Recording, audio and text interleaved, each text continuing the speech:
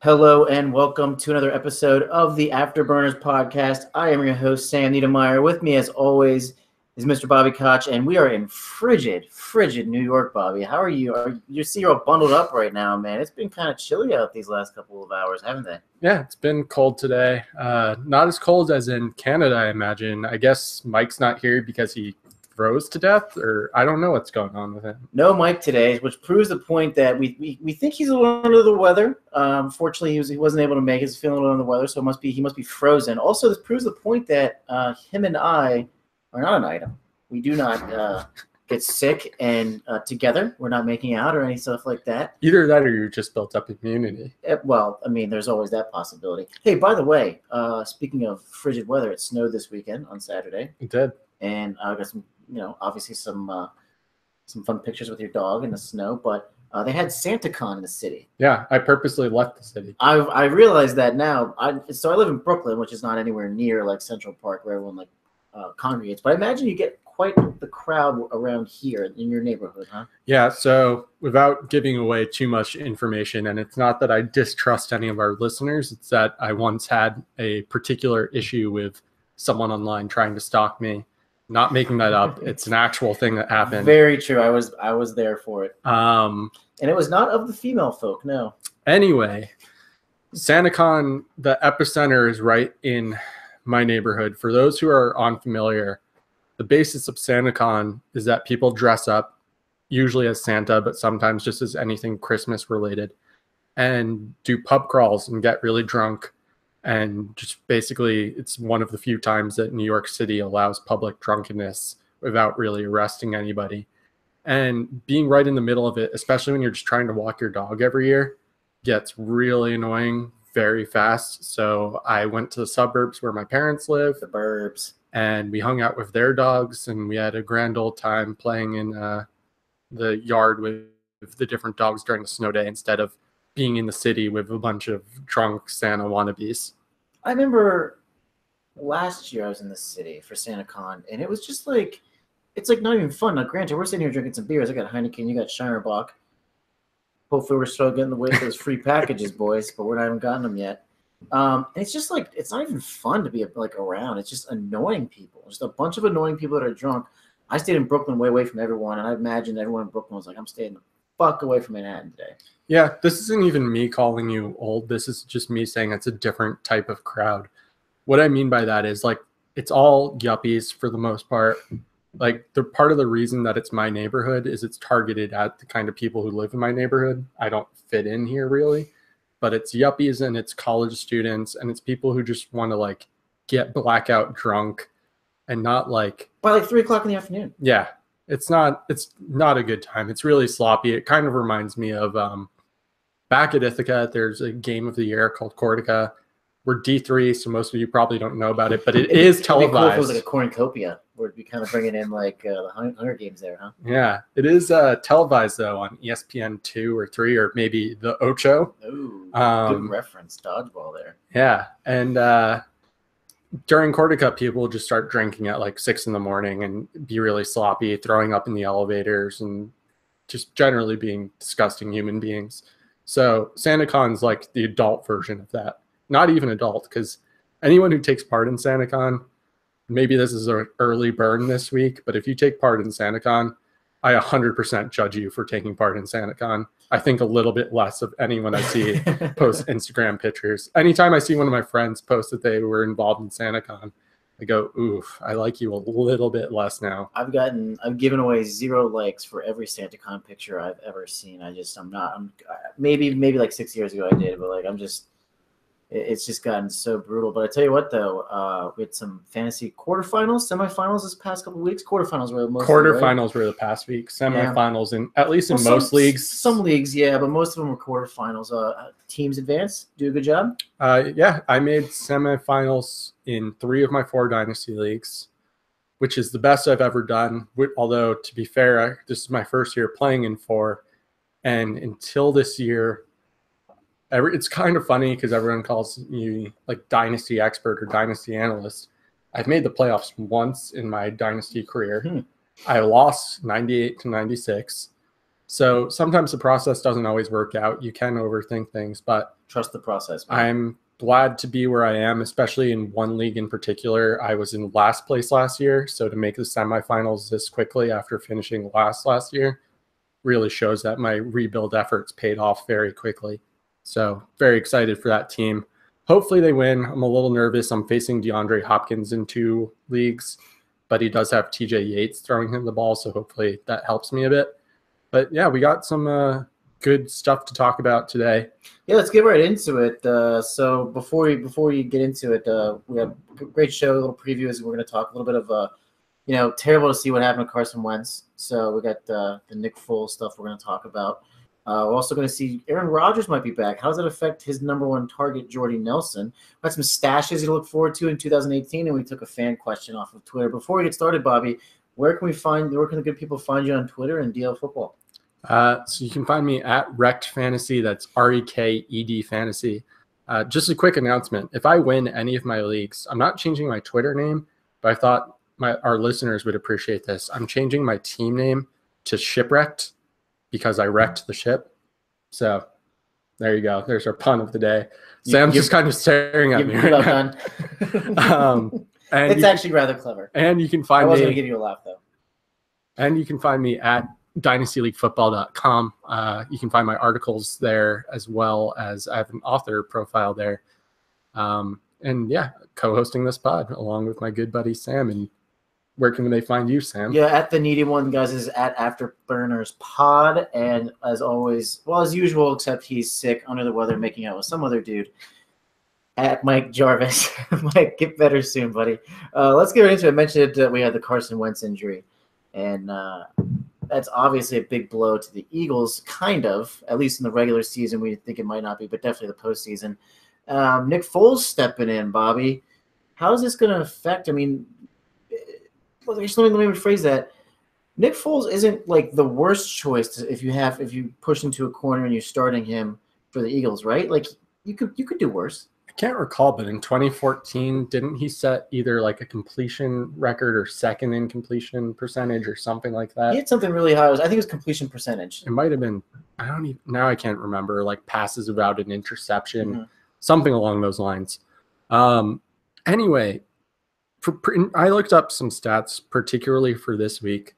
So Nick Foles is facing the Giants, aka my favorite team, and also probably one of the worst teams in the league. They probably would be the worst team in the league if it weren't for the Browns. But some interesting fantasy relevant stuff. For those of you who are questioning whether you should start Nick Foles, especially if you're desperate. So the Giants are 31st in passing yards allowed. They're 30th in passing touchdowns and 32nd, meaning dead last in fantasy points per games to quarterbacks. So the Giants rank towards the bottom or almost exactly the bottom in every statistical category for fantasy points towards quarterbacks. So if you're really desperate, Nick Foles doesn't necessarily make the worst play as some people on Twitter might have you thinking. Yeah, and the funny thing too is if you're looking for, even if he was like somebody, let's say you had Carson Wentz in your team, and for insurance you had Nick Foles, right? That happened. I had a thing on my dynasty, but unfortunately I'm like way out of it. You got the Giants, but then you got the Raiders the week after that too. So there's actually 2 very good defenses that you're actually thinking about. Okay, like you could do a lot worse if you're the quarterback heading into these semifinals and finals. Yeah, and you also have to remember that around the league, there aren't that many good quarterbacks this year. A lot of quarterbacks have gone down where, for example, the Texans are starting TJ Yates until recently. And I know we're talking about this soon, but the Packers were starting Brett Hundley. The Colts are starting Jacoby Brissett. And don't get me wrong, Brissett's okay, but he's not Andrew Luck. So around the league, there's been a lot of backup quarterbacks starting.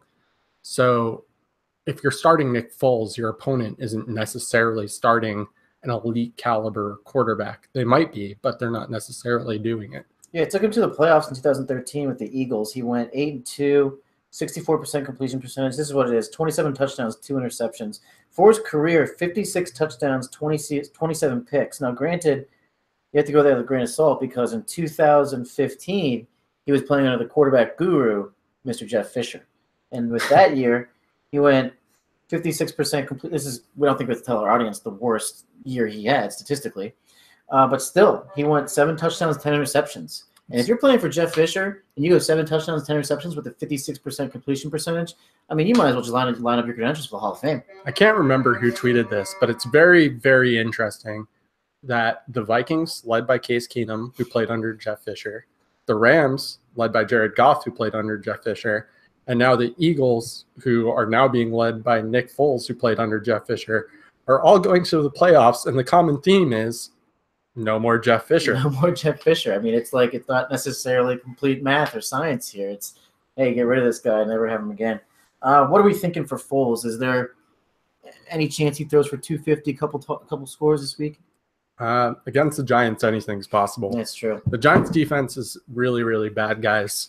And our cornerbacks either keep getting suspended or just being so whiny that they get on the bench. And that's talking about I think it was 2nd-round pick, maybe his 1st-round pick even, Eli Apple. Eli Apple hasn't been active for 4 or 5 games because he's just been so bad in the locker room apparently and just complaining so much that he's been benched. And it really seems like his career, at least with the Giants, may be turning towards getting released or ending up elsewhere soon. Probably complaining that Ben McAdoo is such a terrible coach. But even with McAdoo gone, he's still complaining, supposedly. Yeah, true.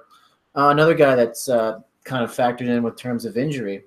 Number 1, Aaron Rodgers is returning, but number 2, Jordy Nelson kind of come off the horizon. Is it kind of maybe worth a shot all those weeks if you held on to Jordy Nelson, you're starting the semifinal games? Does he make for a good play? I think it depends who else you have. I know a bunch of people who are going to say, I'm starting Jordy right now. The thing is, and I know you could argue it was just Hundley, but Jordy has been so awful without Rodgers that I really have a hard time trusting him in a matchup where if you're still concerned about whether you should start him, this matchup matters because you have a chance at winning. And so if you have any other trustable options, I probably would start them. The other thing is they're playing the Carolina defense, at least this week. Yeah, which not the Giants, that's for sure. Which is not as tough as it's been in the past, but it's still not the easiest defense to score against. So I think, and now that I say this, Jordy will have like 3 touchdowns and 300 yards. But if I had any other options that I even trusted somewhat, I'd probably have to make a decision. And I would lean towards staying away from Jordy if I could. It might not be the right call, but that's what my gut tells me. I mean, it's not like he's not getting the ball. He's getting chances. It's just like the routes aren't going for like these like 20-yard slants or like 30-yard posts that like him and Rodgers are so used to doing.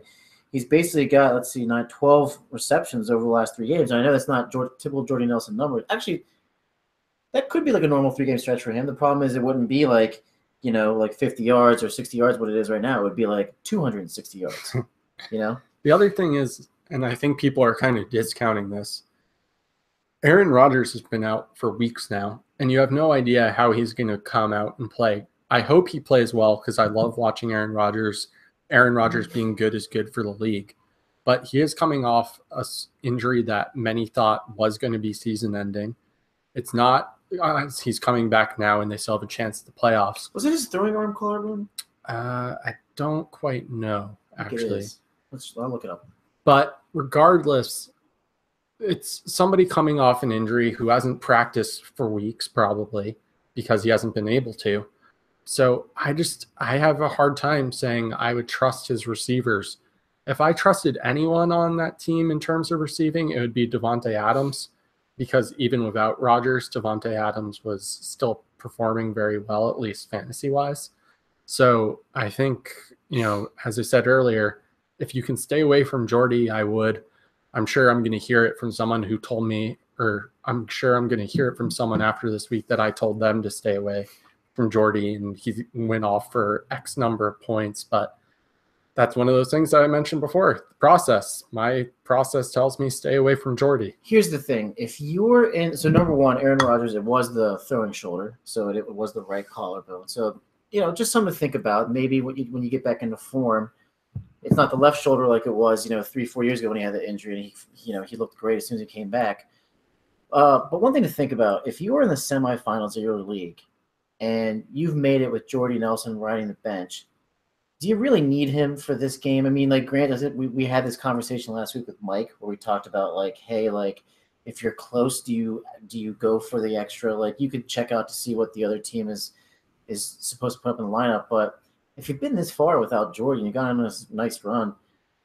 I'm with you. I don't think you take the chance. It all depends. If you're telling me that it's either Jordy or some other guy that I trust even less than Jordy, that makes it easy. If you're saying, okay, and I think tell me if I'm wrong, the Packers play on Sunday, right? Some games are happening on Thursday and Saturday. Yeah. The Packers play on. So let's say you're down. The Panthers. Let's say you're down significantly on Sunday, and Jordy has much more upside than whatever safe option you decide is safer than him. I totally get why you would play Jordy then over the safe option, because Jordy has that ability to have that huge game that could put you over the top. But all things considered equal, I'd probably go for someone I consider a little bit safer at the moment.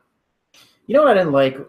Right around on the injury, people were complaining. I think I don't know if this was a combination of just Vikings fans or if it was just people that think the game needs to be played a certain way, talking about like, oh man, not a penalty, or maybe like, I forget I can't remember if the guy had gotten injured. Had gotten a flag or gotten a penalty when he hit Rodgers. And I think the idea was that, like, look, he should have gotten a penalty, should have gotten suspended, because is the game better, like, without Aaron Rodgers in it? You know what I mean? Like, you made a point earlier, and I just got sidetracked there, like normal, like I normally do. I just thought I wanted to stay right on base there, but it's good to see him back, and hopefully he looks good. And I'm pretty sure there was a flag on the play. I don't think he got suspended, and I think some Packers fans were calling for a suspension, but it was deemed not really a dirty hit, just an unfortunate hit. And look, that's how I feel in general. Good quarterbacks make the game more watchable. As fantasy players, we're all watching teams that we don't actually have a vested interest in besides our own fantasy interests. And so we want to see good play. The NFL is a better product when guys like Aaron Rodgers are playing, or Andrew Luck are playing, or this year when Deshaun Watson and Carson Wentz are playing. So when they go down with injuries, it sucks, because it means we're watching more games with backup quarterbacks or even backup to backup quarterbacks. And what we've seen from around the league this year is there aren't even 32 good quarterbacks. So when you're going to backups, you're going to be watching a lot of bad football, and nobody likes that. Yeah, definitely 100%. Especially with the way the game is set up now, where it's kind of heavy towards offense. If you get a shitty QB, then it's like, oh, damn it, we're in for a terrible game. So one of the things we're going to go over is, just to keep this fresh so that it kind of has everyone involved, because chances are, people that are listening are not in the semifinals games. If you listen, so what Sam is saying is, if you listen to us, you didn't make your playoffs. I don't want to put it like that, but just in case you do listen to us, your team's probably shitty. Let's be real. We are named after literal shit, so I guess our advice must be too. Well, it's true. We know our audience very well. But you tell me about this. You wrote an article recently on DL Football, and it's kind of talking about some of the best stashes for next year. Yeah. What I like to do each season, and it's an interesting experiment to do, is for the next coming season, I like to take a look on spotrac.com. If you guys aren't familiar, I think it's SpotRac. Pretty sure. Maybe I'm pronouncing it wrong. I know it's spelled that way. But you can see all kinds of sports contracts on there. If you're pronouncing it wrong, let's hope you're pronouncing it wrong. You can see all kinds of contracts on there.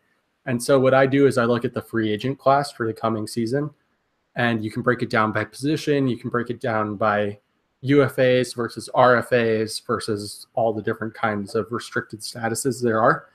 But the reason I do that for Dynasty is, so let's say, for example, in the article, one that I mentioned is Jarvis Landry. It seems like he's all but gone from the Dolphins because they've made no attempts at giving him an extension. The offseason, they mentioned they didn't really want them there anymore.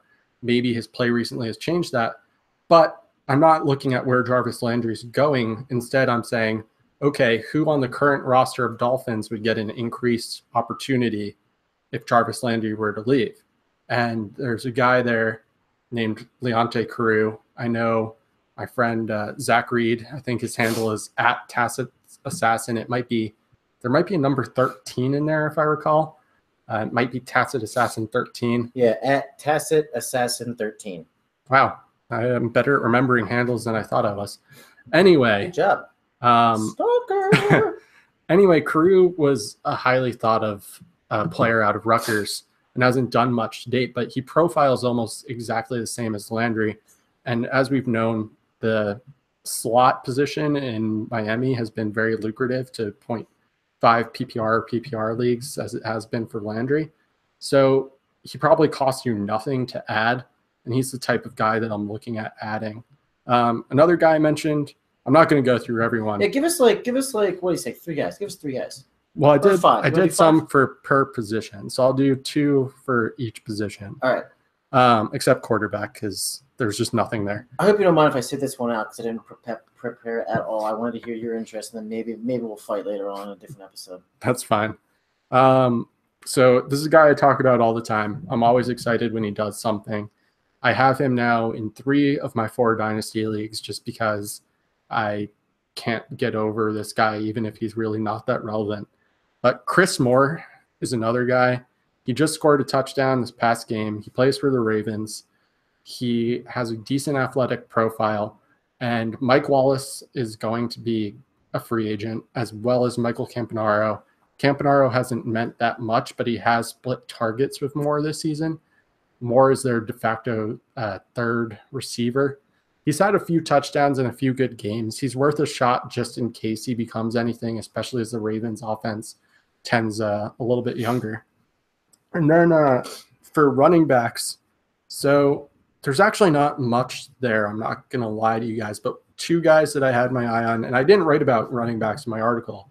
So you're hearing this first on the Afterburners pod, is inside information.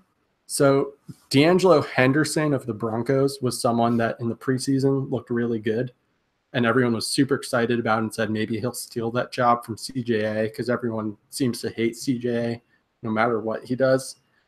And Jamal Charles is a free agent, so it's not going to open up a huge opportunity, but it might. Booker still on that roster too? He is. I like Booker a good amount, but he's probably not on your waiver wire.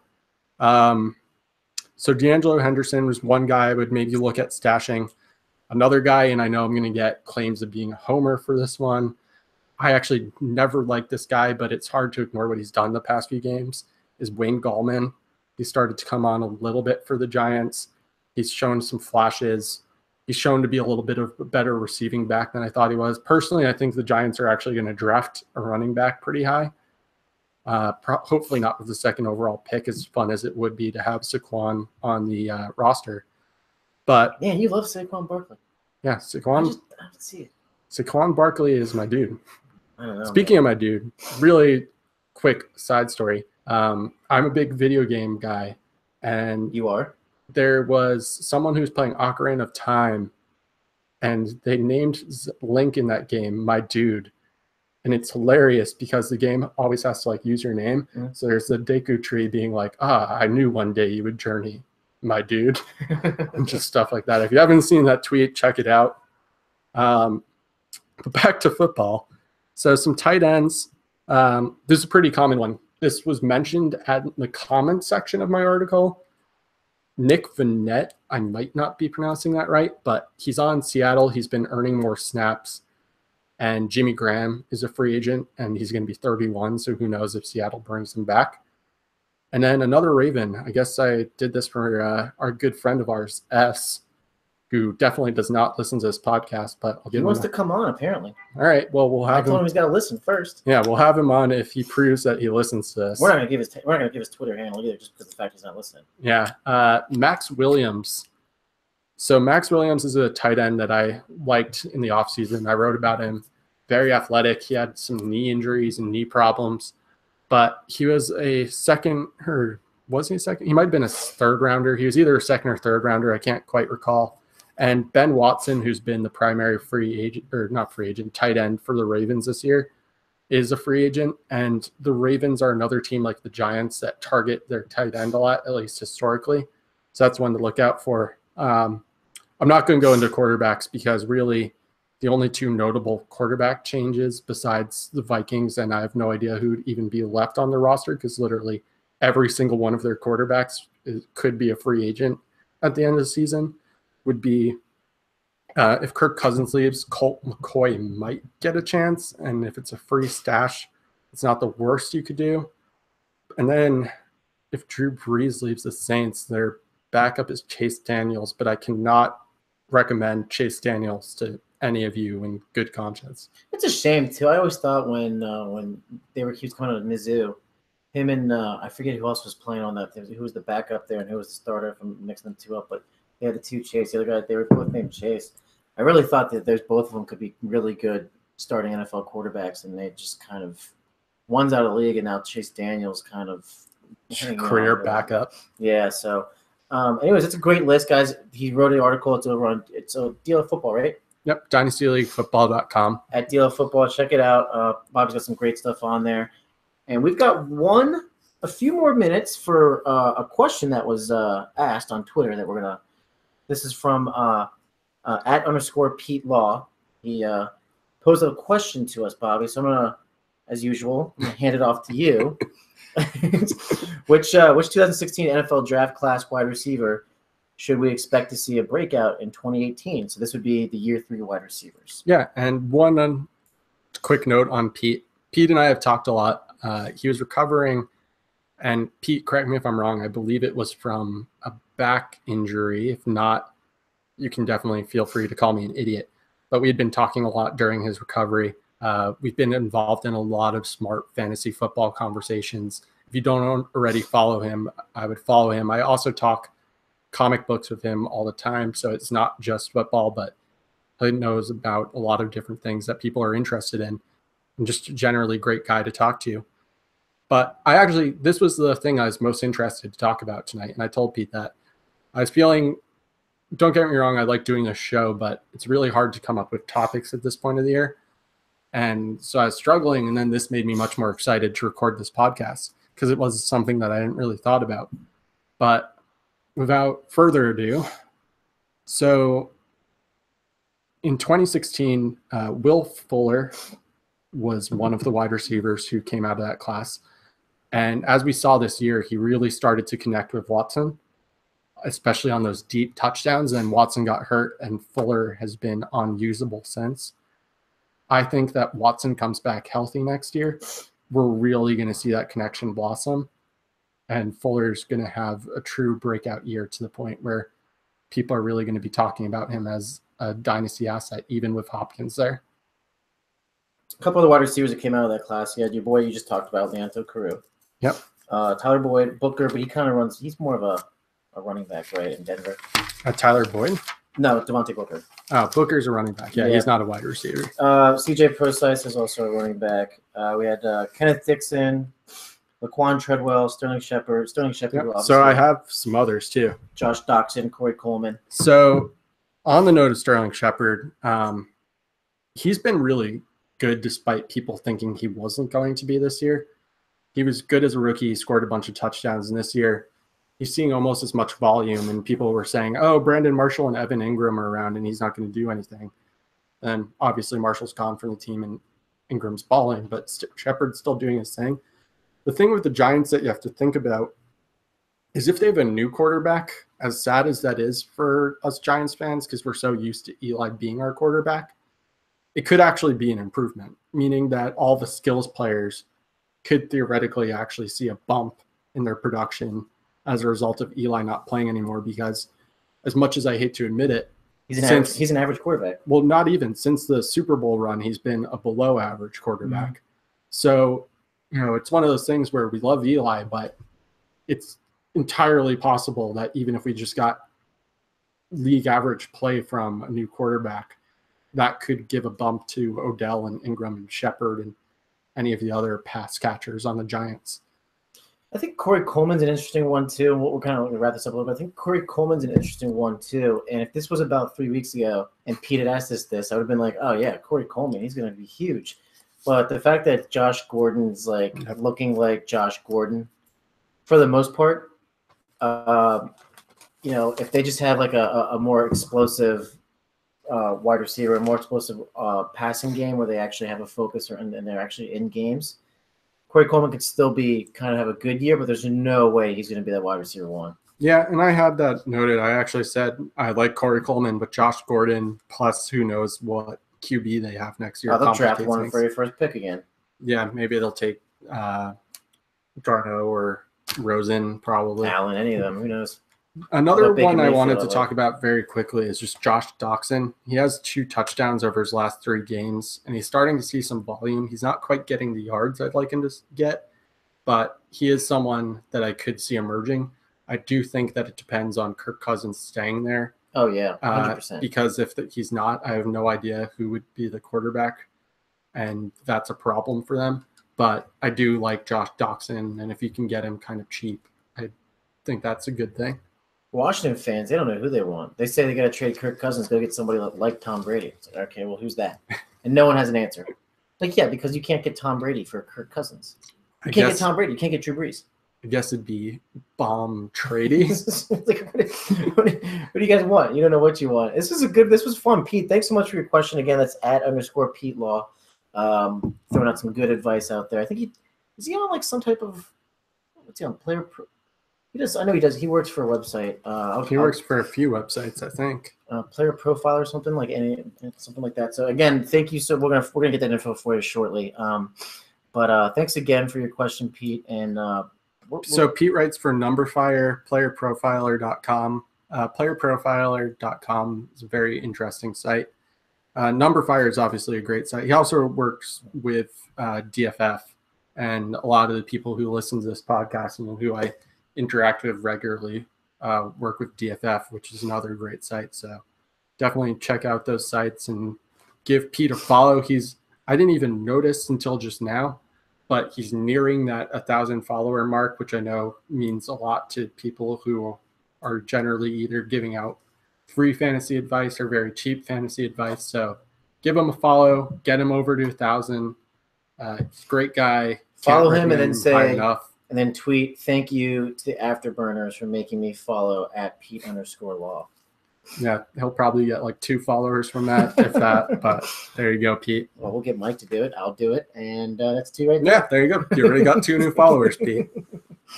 All right, man. This was fun, guys. Thanks so much for listening. But we got one more. Actually, I forgot. We got one more segment that we always do. We got our Afterburns of the week, Bobby. You got some burns? I don't know. I have one lined up. So I have one. So think about it. I came in here. Okay, this is we're filming this on Wednesday. This will air on Thursday. Came in here with the intention of last night saying, you know what, I'm gonna have to burn Alabama for voting in a sexual predator. But you know what, the good people of Alabama barely spoke, so I'm not gonna burn Alabama. Instead, I'm gonna burn the commissioner of our fantasy football league, one of your co-writers over at DL Football, Zach Wilkins. Lopsided Trades. Of course, you got to give me the @sign. This jabroni went way out of bounds and is saying that Josh Gordon is better than Antonio Brown. Well, Zach, I'm going to make sure that the entire Twitter world understands that you're a jabroni. I'm not coming for you. Maybe not tonight, maybe not tomorrow, but sometime in the future, you're going to get yours, buddy. And you're my burn of the week. I really don't. I only have one, and I don't even want to say it. Mike was going to burn me. Yeah, I mean, I guess like the easy one would be I'm going to burn Mike. He said that he's sick. He's not sick. I don't know where Sam got that information from. I was trying to cover for him, man. Mike is grocery shopping. Mike is grocery shopping instead of doing this podcast with us. Like, I know it's a necessity of life, but come on, man. Really? Instead of being here talking football, you want to be grocery shopping? Or you couldn't have gone grocery shopping any other time? So shit, he could have picked up his phone and done the entire podcast in the grocery store. That's true. That would have been great. Everybody could have heard you just swearing up a storm. But I did have another one. I'm not going to say it.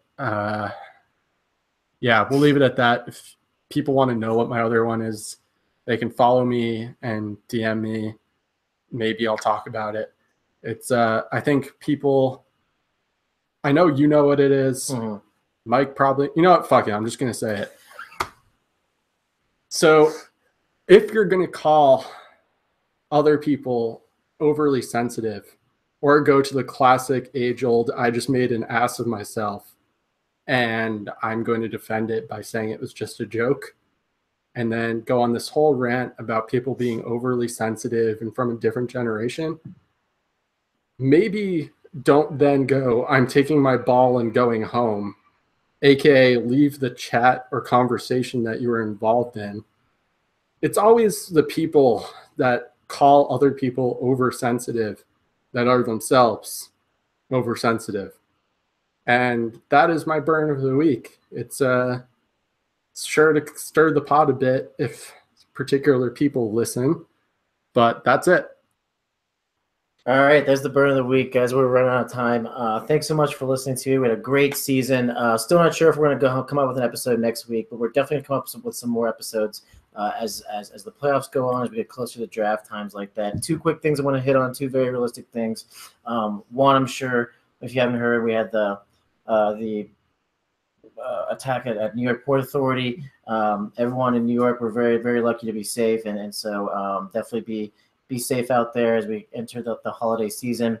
Second thing, if you don't know about net neutrality, please look at it. Otherwise, you're going to be paying for things like YouTube, Twitter. No one wants to do that. We got to keep the internet free. We have to be able to make sure that we can have our voices heard. Something very important to Bobby and I, that we give out free information, free content. More so for Bobby because he's got a lot more followers and he's so much smarter. Me, I'd be all right.